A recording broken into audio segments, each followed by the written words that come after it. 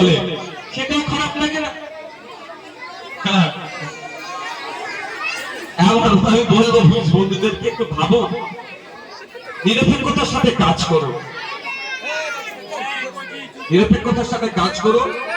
আমাদের উপর এত অন্যায় অত্যাচার পরেও আমরা কি বলি তো নাকি আমাদের পুলিশ জিন্দাবাদ, আমরা সমগ্র পুলিশকে কোনোদিন মুর্দাবাদ বলিনি।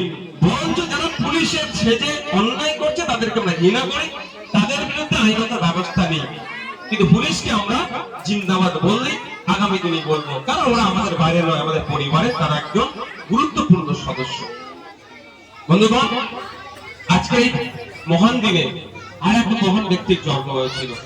আমরা জয় জওয়ান জয় কিষানের স্লোগান শুনেছিলাম না?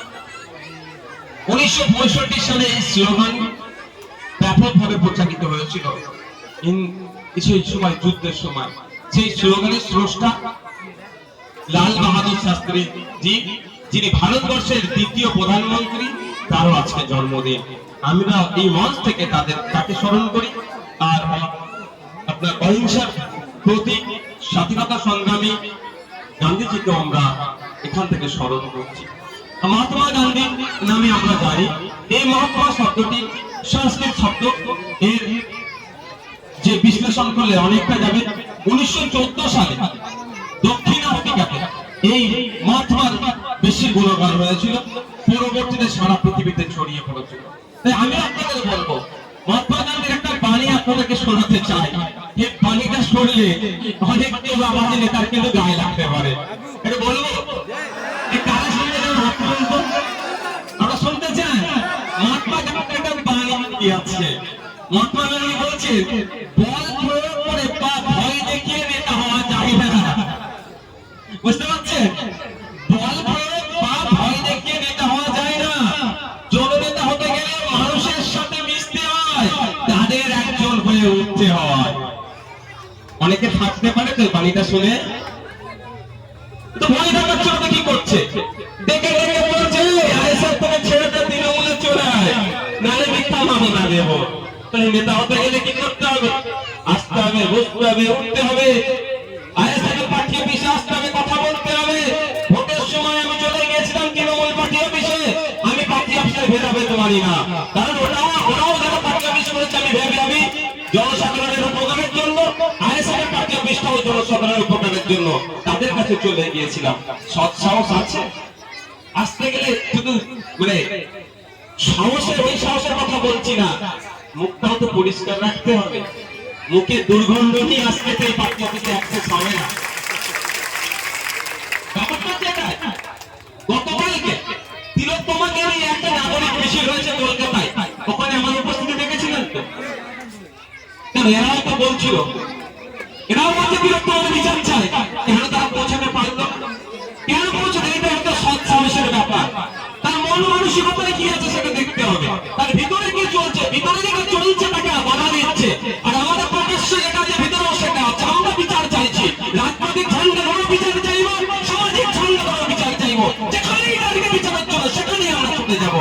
আর ওরা রাজনৈতিক ঝান্ডা ধরে বিচার চাইলো, ভিতরে ওরা কি চাইছে যে না বিচার যদি হয়ে যায় ওদের দলের অনেক দামাল ছেলেগুলো কি হবে, অ্যারেস্ট হয়ে যেতে পারে। আর এই বক্তব্য দীর্ঘায়িত করবো না। যে সাপে কামড়ানো ওজা হয়ে ধরা, এই গল্পটা আপনারা শুনেছেন তো? আমি বিধায়ক, বিরোধী দলের আমার কাজটা কি আগে আপনাদের জানতে হবে। আমার কাজটা হচ্ছে আমার এই নির্বাচনী ক্ষেত্রে যে সমস্যাগুলো আছে সেইগুলো তুলে ধরবো, যেখানে সমস্যা সমাধানের জায়গায় সেখানে পৌঁছানো। এবার আপনারা বলেন ভাইজান, আমাদের এখানে ছোট গোয়ালিয়ার ব্রিজ, কাঠের ব্রিজ, তোমাদের থেকে গোয়ালিয়ার কাঠের ব্রিজ, আরো যে সমস্ত কাঠের ব্রিজ গুলো আছে সেগুলোর অবস্থা খারাপ। এগুলো কি আপনি জানিয়েছেন? যেখানে আইন তৈরি হয় সেই তথ্য আমার কাছে সব আছে, আপনারা জেনে নেবেন। বলে রাখছি আপনাদের, ছোট গোয়ালিয়ার যে ব্রিজ, ছেলে গোয়ালিয়ার যে ব্রিজটা আছে, 80 লক্ষ টাকা অ্যালাটমেন্ট করাতে নওশাদ সিদ্দিকী বাধ্য করেছে বিধানসভাতে। এটা আছে না? আপনাদের বলতে চাই, এই আসতে হবে একটু আসতে। কত সালে রেজিস্ট্রেশন বাতিলের যে সমাজ জানা আছে, যেখানে ওই বিষয়ে যাই না, আমি রাজনীতির মতো করতে চাই, ব্যক্তিগত আক্রমণে আমি যাই না।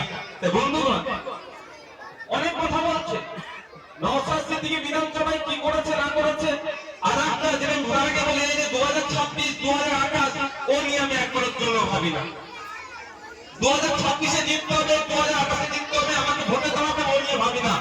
যতটুকু টাইম পেয়েছি আমি সেই টাইমটা কি আমাদের মানুষের সব রাজ্যের মানুষের জন্য কাজ করতে পারছি হ্যাঁ না, এতটুকুই আমি ভাবি।